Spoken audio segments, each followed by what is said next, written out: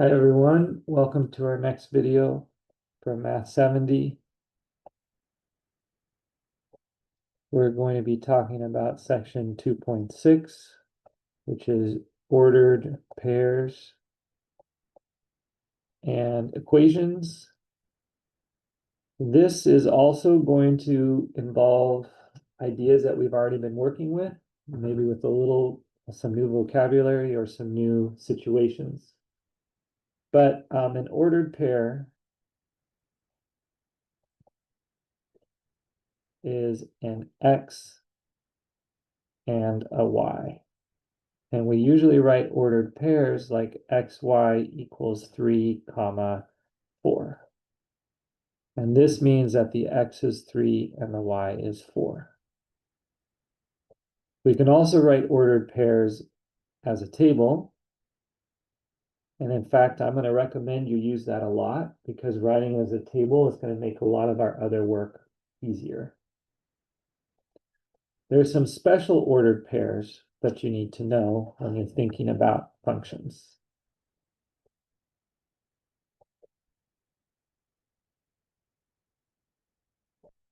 And the first is the y-intercept, which we've already talked about.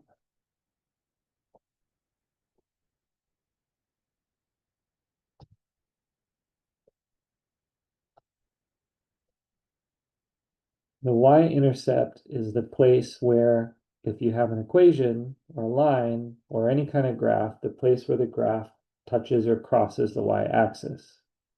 And when it touches the y-axis, the x value is 0. And in this case, the y value is 3. So the y-intercept is the coordinate point that you build 0, 3. This whole ordered pair is the y-intercept. Now, for shorthand, a lot of times we only just say the y value because we know the x value is always 0. But the actual y-intercept is an ordered pair, 0, 3 in this case. Here's another example of a y-intercept.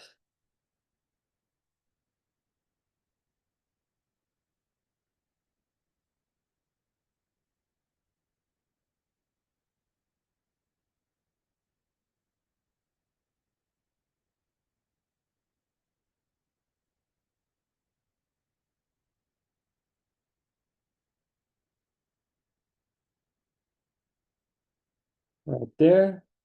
In this case, x, as always, is going to be 0. And y, because it's below the x-axis, is -1. So the y-intercept is 0, -1. That's one of our special ordered pairs. The other special ordered pair is the x-intercept. And that's any point. Oh, I don't know why I drew it there. That's okay, it doesn't matter. That is any point where the y value is 0. So in this example, the x is 2, 1, 2, and the y is 0 because it's on the line. And so the x-intercept is xy equals 2, 0. X is 2, y is 0. Now remember in the last video, I talked about those two ordered pairs as a way to graph a straight line. And that's one reason these are important points when working with equations. Graphing a line using ordered pairs. The easiest is using an x-intercept. This one is 3, 0 because the x is 3 and the y is 0. And this one is 0, 4 because the x is 0 and the y is 4. And as soon as you have ordered pairs, you can connect them with the line and now you have a straight line going through those points. So ordered pairs are super helpful for figuring out what a line should look like.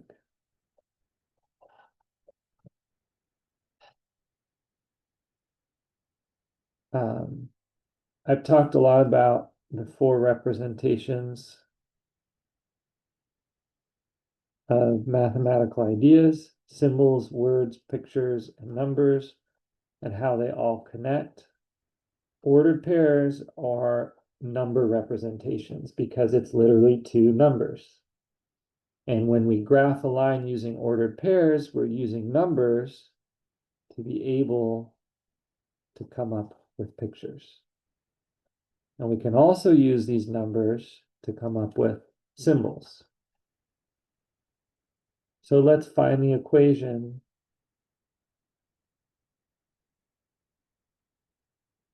of a line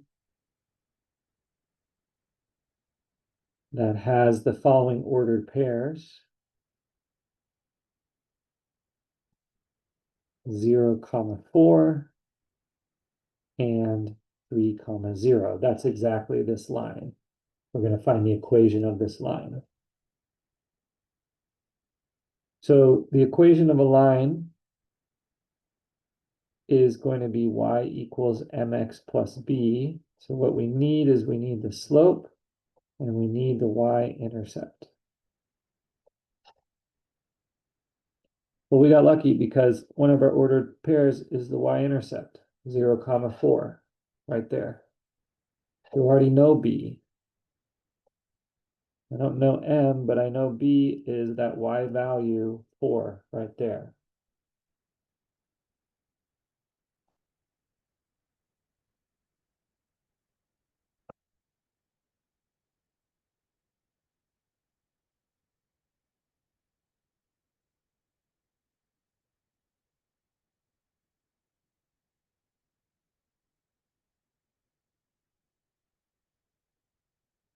We know that the y-intercept was 4, so we already have our b, so we can actually write that information in, and now we're only missing the slope. But the slope is the change in y divided by the change in x. And we can always find a slope if we have two ordered pairs, and this is why our tables can be really helpful. I have two ordered pairs. One of them was 0, 4. That was the y-intercept. And the other one is 3, 0.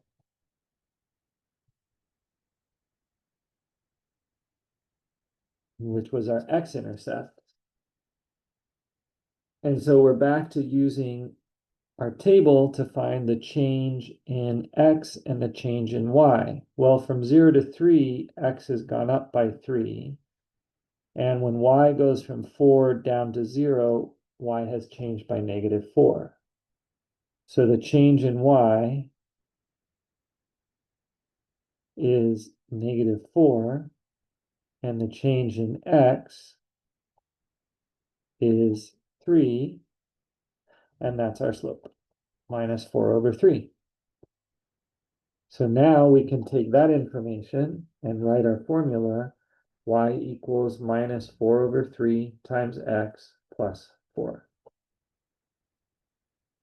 With two ordered pairs, you can always find out the equation of a line. And if those ordered pairs happen to be the y-intercept and the x-intercept, it makes it a whole lot easier. But it works even if you don't have quite that clear of information.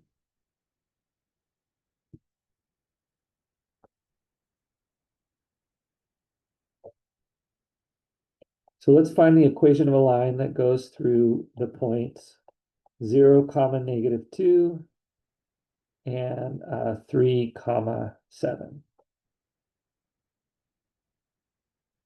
So the first thing I'm going to do when I find the equation of a line is remind myself what slope-intercept form is.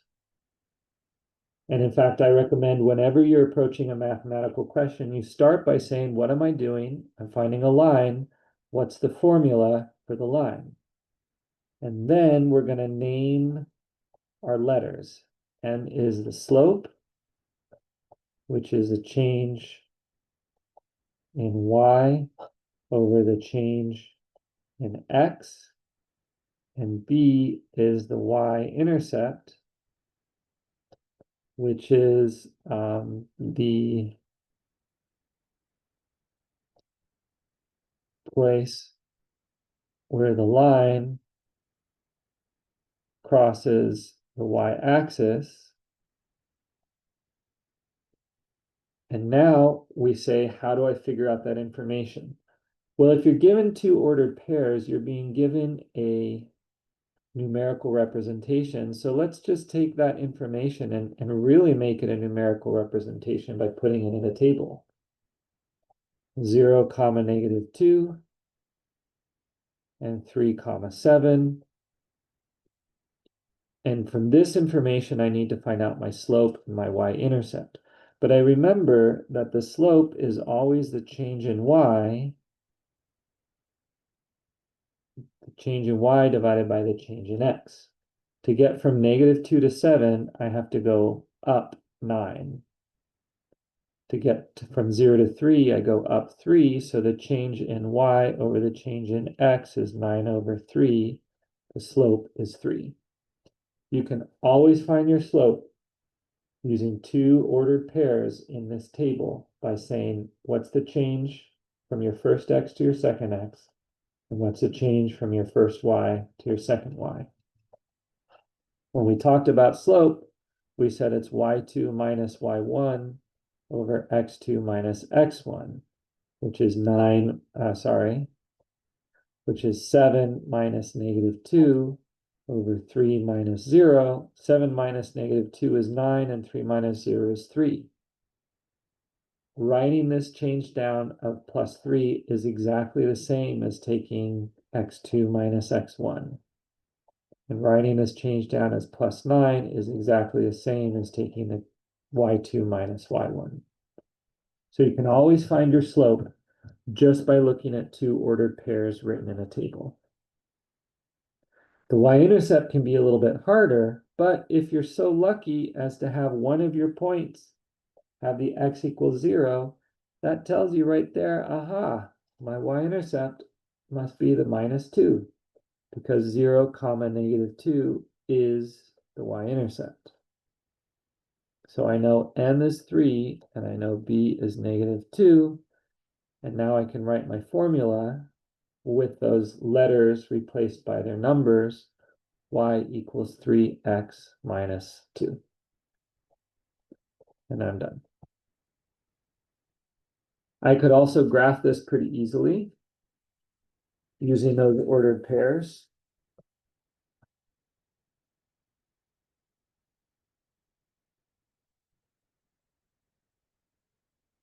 I had the point 0, -2, and I had the point 1, 2, 3, 1, 2, 3, 4, 5, 6, 7. It's way up here, but that's okay. Right? It's hard to be totally exact, but I can certainly connect them. And now I have that line, 3x minus 2. Slope of 3 right there goes up 3 and over 1, 3 over 1, and it crosses at y equals -2. What if you don't have the y-intercept at all? Well, it takes a little bit more work, but the process is similar. So let's find the equation of a line that goes through the ordered pairs. Let's see, xy equals -1, 4, and xy equals 5, 2. Neither of these is a y-intercept or an x-intercept for that matter, but that's okay, because if we're finding the equation of the line, the first thing we do is we write down that general equation, and then we remind ourselves what we're looking for, M is the slope, which is rise over run for a change in y over change in x, which I could write as y2 minus y1 over x2 minus x1. And B is the y-intercept, which is the y value when x equals 0. So that's what I'm looking for, and I remember what they are. So now I'm going to write down the information I have. I'm giving ordered pairs, so let me go ahead and turn this into a table. So it's really a helpful numerical representation. -1, 4, and 5, 2. And as soon as I have two ordered pairs, I can always find the slope. I look at the change in y, which is -2, over the change in x, which is +6, and I get that the slope is -1/3, because -2 over 6 is -1 over 3. As soon as you have two ordered pairs, you can always find the slope. Let's write that information down. Y equals -1/3 x. I still don't know b, so I'll leave it as a b. Okay, I trimmed this video because I made a little mistake, so ignore that funny looking box. Here we are with our formula, y equals -1/3 x plus b. B is the y-intercept, which is the y value when x equals 0, but unfortunately, I don't have any ordered pairs where x equals 0. But that's okay, because I do have some information, and all I have to do is use the information that I have. I do know that when x equals -1, y equals 4. So I can write that information in, and now I can solve for b. I know that this equation must be true when x is -1 and y is 4. So all I have to do is find the b that makes this equation true. So that's 4 equals -1/3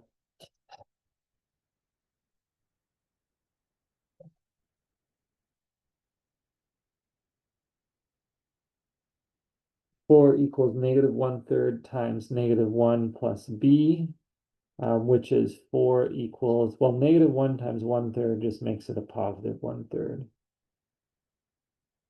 plus b. And to isolate b, I have to subtract 1/3 from both sides.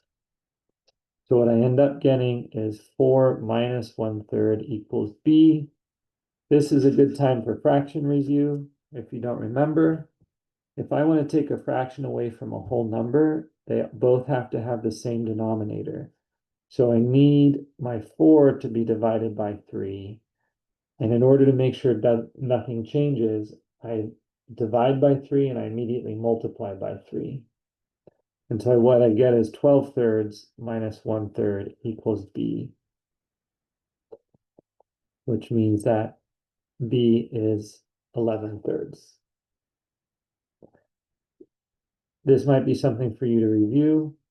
There's some information in the YouTube videos on review of fraction arithmetic. But in general, the process is first I find my slope using the ordered pairs. Then I use one of those ordered pairs to solve for the missing letter, to solve for the b.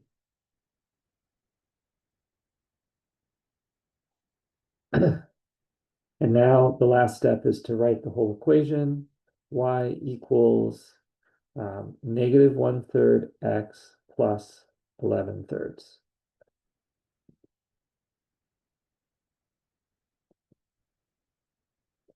And as far as graphing goes, graphing is actually the easiest part.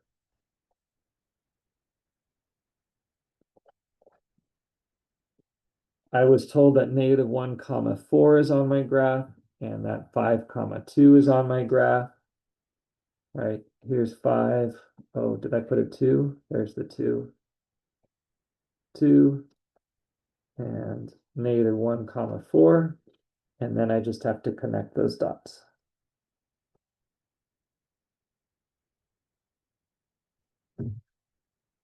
If you were able to precisely analyze what that point was, you would realize that point right there has a height of 11/3, because that is my y-intercept.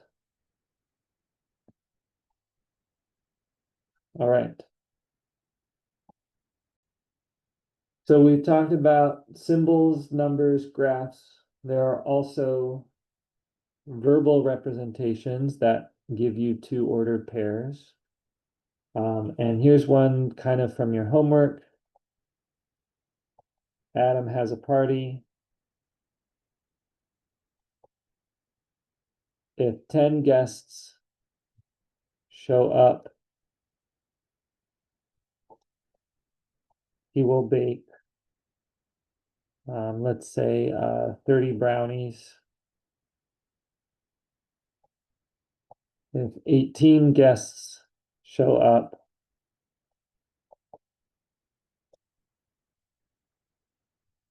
he will bake 50 brownies. This is a verbal representation of two ordered pairs. If X is the number of guests and Y is the number of brownies, then 10 guests will be associated with 30 brownies, and 18 guests will be associated with 50 brownies.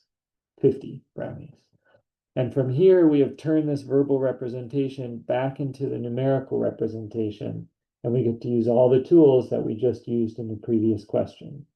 I can find the slope. Well, if I'm going to make an equation, I remind myself that it's y equals mx plus b, where m is the slope and b is the y-intercept. The x goes up 8 and the y goes up 20. So the slope is 20/8, which reduces to 2.5. So now I have y equals 2.5x plus b, and I can use one of my coordinate points. I know that 30 brownies is associated with 10 guests. And now I can solve for b. 30 equals 25 plus b, subtract 25 from both sides, and you get 5 equals b. So if nobody shows up, Adam's going to bake 5 brownies and eat all of them himself. Y equals 2.5x plus 5. And there's our equation. And now we can figure out how many brownies there will be if 10 people show up, but also if 20 people show up, or 30 or 40, etc. We have a nice linear equation. I can also tell that every extra guest will get 2.5 brownies, because that's the change in the number of brownies divided by the change in guests. That'll end our video, and I'll see you for the next one.